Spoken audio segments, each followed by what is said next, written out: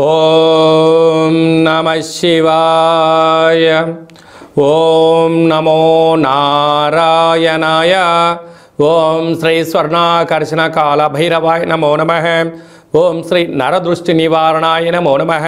అతిక్రూర మహాకాయ కల్పాంతర దహనోపమ శ్రీ అష్టకాల భైరవ దేవతాభ్యో నమో నమః. హరి ఓం. మా ఛానల్కి స్వాగతం. చూస్తున్న వీక్షకులకు ప్రేక్షకులకు ప్రియ కాళభైరవ భగవద్బంధులకి స్వాగతం పలుకుతూ మమ్మల్ని ఎంతగానో ఆదరిస్తూ ఉండబడినటువంటి ప్రియ సోదరీమణులకు సనాతన ధర్మ సంరక్షకులకు వీక్షకులకు మీ ఇంటి పురోహితుడిగా, మీ ఇంటి ఆస్ట్రాలజర్గా, మీ ఇంటి వాస్తు నిపుణుడిగా మీకు స్వాగతం పలుకుతూ ఈ శోభకృత నామ సంవత్సరానికి వీడికోలు పలుకుతూ ఈ సంవత్సరంలో ఉండబడినటువంటి అష్ట కష్టాలు ఈ సంవత్సరానికి స్వస్తి పలుకుతూ ఈ సంవత్సరంలో జరిగినటువంటి అద్భుతాన్ని, ఆనందాన్ని, ఐశ్వర్యాన్ని మూటగట్టుకొని రాబోయే కాలానికి స్వాగతం పలుకుతూ అందరిపైనను ఆ కాళభైరవ స్వామికి ఆశీస్సులు ఉండాలని కోరుకుందాం.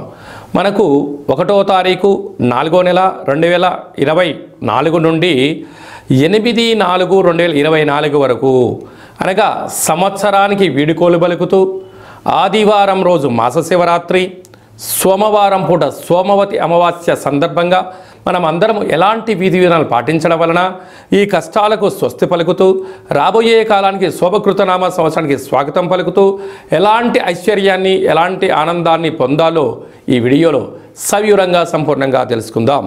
ద్వాదశ రాశుల్లో గ్రహ గమనాన్ని కూడా ఒకసారి వీక్షింపచేద్దాం. మేషరాశిలో బుధుడు మరియు గురు సంచార స్థితి, కన్యరాశిలో కేతు సంచార స్థితి, కుంభరాశిలో కుజుడు శుక్రుడు శని సంచార స్థితి, మీనరాశిలో రవి రాహుల సంచార స్థితితో గ్రహ గమనాలు ఈ విధంగా ఉన్నాయి. ధనుసు రాశి వారికి అర్ధాష్టమ రాహు కారణం చేత ఆ రోజు ఎరుపు రంగు పుష్పాలు, ఎరుపు రంగు దీపాలు, ఎరుపు రంగు వస్త్రాన్ని ఏర్పాటు చేసుకొని ఎరుపు రంగుతో కూడుకున్న పదార్థాలను ఏర్పాటు చేసుకొని స్వామివారికి, కులదేవతలకు, గ్రామ దేవతలకు పూజ చేసి ఈ చాకలి వారితో దిష్టి తీర్చుకొని వారికి వీటిని దానము చేయడం వలన శత్రు ప్రభావాలు, తంత్ర ప్రయోగాలు, ప్రభావాలతో బాధపడే అందరూ కూడా తొలగిపోయి ఐశ్వర్యం, ఆనందం మీ సొంతం అవుతుందని చెప్పి గమనించాలి.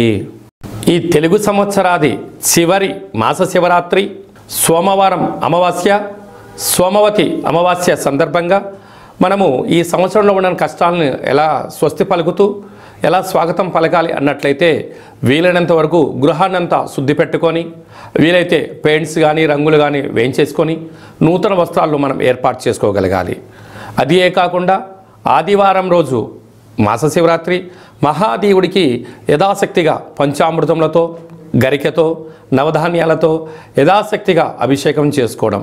ఎందుకనగా మహాశివరాత్రి అంటే వచ్చేటువంటి మొట్టమొదటి మాస శివరాత్రి అవ్వడం, తెలుగు సంవత్సరాదిలో శోభకృతి నామ సంవత్సరంలో చివరి మాస శివరాత్రి అవ్వడం, అలాగనే చివరి అమావాస్య అవ్వడం. అంటే మనము ఈ చివరి అమావాస్య అవగానే మనం ఏం చేస్తూ ఉంటామయ్యా అంటే మనకు పొలాల అమావాస్య అని, కొత్త అమావాస్య అని, అంటే ఒక్కొక్క ప్రాంతంలో ఒక్కొక్క రకమైన పేరు పిలవడం జరుగుతూ ఉంటుంది.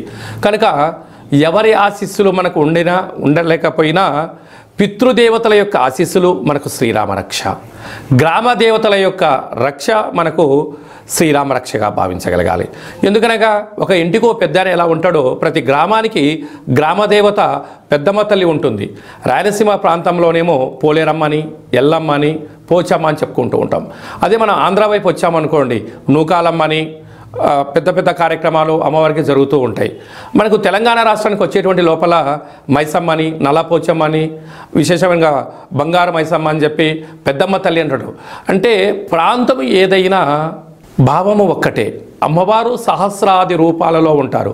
కనుక అమావాస్య రోజున తెలుగు సంవత్సరానికి అమావాస్యకు వీడుకోలు పలుకుతూ ఈ సంవత్సరంలో జరిగినటువంటి ఆటంకాలంతనూ కూడా తొలగింపజేసే శక్తి ఈ యొక్క కొత్త అమావాస్య అంటారు. అంటే కొత్త సంవత్సరానికి మనం స్వాగతం పలకబోతూ పాత సంవత్సరానికి వీడుకోలు పలుకుతూ ఈ కొత్త అమావాస్య రోజు మనం ఏం చేయాలి అన్నట్లయితే గతించినటువంటి పెద్దవారి యొక్క స్మరణ, వారి పేరు పైన మనము పశువులకు కానీ బ్రాహ్మణులకు కానీ స్వయం పాకం దానం ఏర్పాటు చేయడం.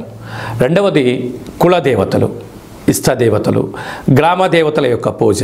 అందుకే ఇలాంటి కాల సమయంలో మనం ఏం చేయగలగాలి అన్నట్లయితే ఇంటినంతా శుద్ధి పెట్టుకొని ఇంటి గుమ్మాలకు కానీ సింహద్వారాలకు కానీ శ్రీరామ అనేటువంటి అక్షరాలను రాసుకోవడం, స్వస్తికను రాయడం, అలాగనే ఇంట్లో పూజా మందిరంలో దేవతల్ని శుద్ధి పెట్టుకొని అఖండమైన దీపాన్ని ఆ ఒక్క పూట పెట్టుకొని, మనకు పులగము అంటారు రాయలసీమ ప్రాంతంలో, అలాగే మనకు తెలంగాణకు వచ్చినప్పుడు కిచిడి అంటారు, ఆంధ్ర ప్రాంతానికి వచ్చినప్పుడు పులిహోర అంటాం. అంటే ఒక్కొక్క ప్రాంతంలో ఒక్కొక్క రకం అంటే ఉడికేటువంటి అన్నంలో అంటే బియ్యంలో పెసరపప్పు కొద్దిపాటి పసుపును వేసి అన్నాన్ని ఉడికింపచేసి తెల్ల నువ్వుల పచ్చడిని ఏర్పాటు చేసుకొని, అలాగనే గారెలు, బూరెలు, ఉండ్రాళ్ళు, భక్ష్యాలు లాంటివి చేసుకొని కులదేవతలకు నైవేద్యంగా పెట్టి గతించిన పెద్దవారికి నైవేద్యంగా ఏర్పాటు చేసుకొని, అవన్నీ ఏర్పాటు చేసుకొని ఒక కొత్త చీరే, 2 జాకెట్ పీసులు, గాజులు, పూలు, పళ్ళను ఏర్పాటు చేసుకొని మన ఇంట్లో అంటే మన ప్రతి గ్రామంలో చాకలి వాళ్ళు ఉంటారు, వారిని పిలిచి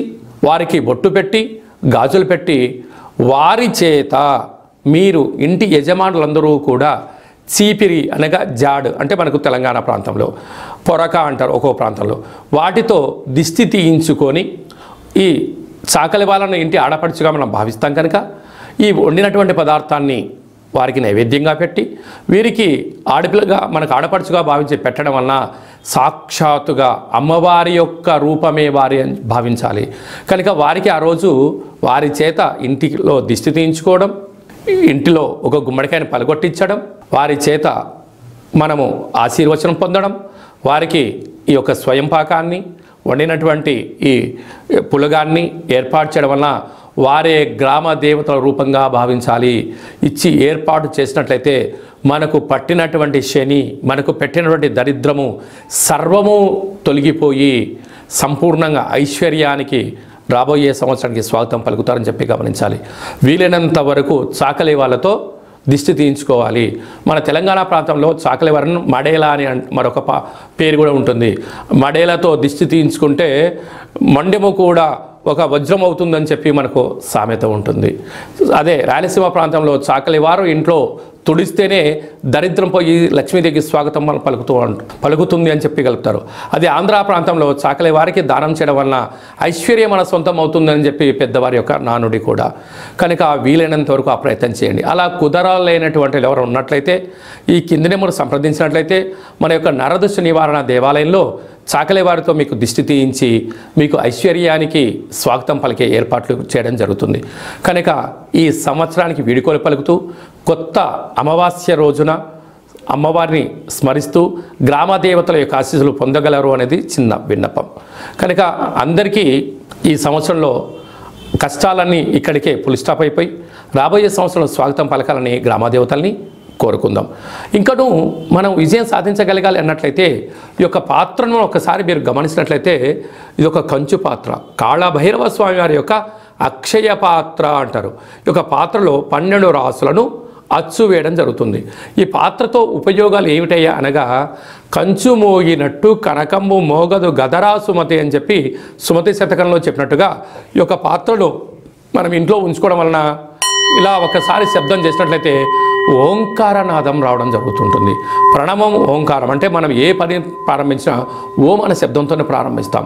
ఈ యొక్క శబ్ద తరంగాలు ఇంట్లో ప్రసరించడం వలన అందులో ఈ కొత్త అమావాస్యకు స్వాగతం పలుకుతూ మనం చేయడం వలన ఇంట్లో ఉండబడినటువంటి జ్యేష్ఠాదేవి, దుష్టశక్తులు, తాంత్ర ప్రయోగాలు తొలగిపోయి ఐశ్వర్యం కలిగినటువంటి మహాలక్ష్మీదేవి అమ్మవారు మన ఇంట్లోకి స్వాగతం పలుకుతుంది. ఎలాగో ఒకసారి చూద్దాం.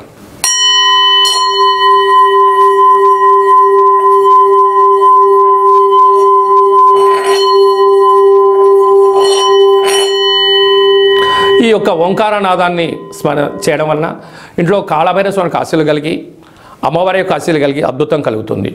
ఈ ఆసక్తి గలవారు ఈ అక్షయ పాత్రను ఎవరైతే సొంతం చేసుకుంటారో వారందరికీ కష్టాలు తొలగిపోయి ఐశ్వర్యం, నరదృష్టి, శత్రు ప్రభావాలు, తాంత్రిక ప్రయోగాలు తొలగిపోయి వ్యాపార ఆకర్షణ, జనాకర్షణ, వివాహం కాని వారికి వివాహము, సంతానం లేని వారికి సంతానము, ధనం కావాలనుకున్న ధనము, విదేశాన్ని వెళ్ళాలనుకున్న వారు ఏదైతే కోరుకుంటారో అవన్నీ కాళభైరవుడు స్మరిస్తేనే ఇవ్వడం జరుగుతుంది. మీకు ఈ యొక్క అక్షయ పాత్రతో పాటు పిరమిడు, డాలరు, కంకణము మీకు ఏర్పాటు చేస్తూ పూజా కార్యక్రమాన్ని ప్రత్యక్ష ప్రసారంగా చూపించడం జరుగుతుంది. మీ పేరు పైన 41 రోజులు కూష్మాండ దీపాన్ని కూడా పెట్టడం జరుగుతుందని చెప్పి గమనించాలి. మీ వ్యక్తిగత జాతకం తెలుసుకోవాలనుకుంటున్నారా? మీ యొక్క పేరు, పుట్టినటువంటి తేదీ, నెల, సంవత్సరం, సమయం రాసి మీరు వాట్సాప్లో పంపించగలిగినట్లయితే సంపూర్ణమైనటువంటి జాతకాన్ని 100 సంవత్సరాల జాతకాన్ని వ్రాసి పంపించి మీరు పుట్టినప్పుడు గ్రహ గమనాలు ఎలా ఉన్నాయి, ప్రస్తుతం ఎలా ఉండబోతున్నాయి, రాబోయే కాలంలో ఎలా మారబోతున్నాయో సవివరంగా సంపూర్ణంగా తెలియజేయడం జరుగుతుంది. అలాగనే చాలామందికి డేట్ ఆఫ్ బర్త్లు ఉండవు. మీ పేరు యొక్క మొదటి అక్షరాన్ని అనుసరిస్తూ రాశిని తెలియజేస్తూ గ్రహ గమనాల పరిస్థితిని వివరిస్తూ రమణ శాస్త్రం ద్వారా అనగా గవ్వళ ద్వారా భూత, భవిష్యత్, వర్తమానాన్ని కాళభైరవ ఉపాసన చేత తెలియజేయడం జరుగుతుంది. ఆసక్తి గలవారు, జ్యోతిష్యం తెలుసుకోవాలనుకుంటున్నవారు, జ్యోతిష్యం అనగా భవిష్యత్తుని ముందే అంచనా వేయడం, దానికి అనుకూలంగా ముందుకెళ్ళడం కనుక తెలుసుకొని మిమ్మల్ని ముందుకు తీసుకెళ్లే ప్రయత్నం జరుగుతుంది. కనుక ఆసక్తి గలవారు ఈ కింది నెంబర్ సంప్రదించి వాట్సాప్ ద్వారా, ఆన్లైన్ ద్వారా, ఆఫ్లైన్ ద్వారా అపాయింట్మెంట్ తీసుకొని సంప్రదించగలరు. అలాగనే భార్యాభర్తల మధ్య తరచూ గొడవ పడుతున్నారా? పోలీస్ స్టేషన్లు గొడవలు మనశ్శాంతి లేని జీవితం పొందుతున్నారా? మీకు కాళభైరవ స్వామి యొక్క ఆశీల చేత పేరులో స్వల్పమైన మార్పు చేత చిన్న చిన్న ఆచరణల ద్వారా మీకు ఉండబడినటువంటి ఆటంకాలు తొలగిపోయి ఐశ్వర్యం కలగాలని సలహాలు సూచనలు జరుగుతుంది. మీ అబ్బాయి కానీ అమ్మాయి కానీ ఎంత ప్రయత్నం చేసినా వివాహం కుదరట్లేదా? వచ్చినటువంటి సంబంధంలో అమ్మాయి జాతకంలో ఏమన్నా గండాలు, దోషాలు ఏమైనా ఉన్నాయా? అంటే మన అబ్బాయి యొక్క జాతకంలో కానీ మన అమ్మాయి యొక్క జాతకంలో ఎలాంటి యోగాలు ఉన్నాయో కూడా మీకు తెలియచేయడం జరుగుతుంది.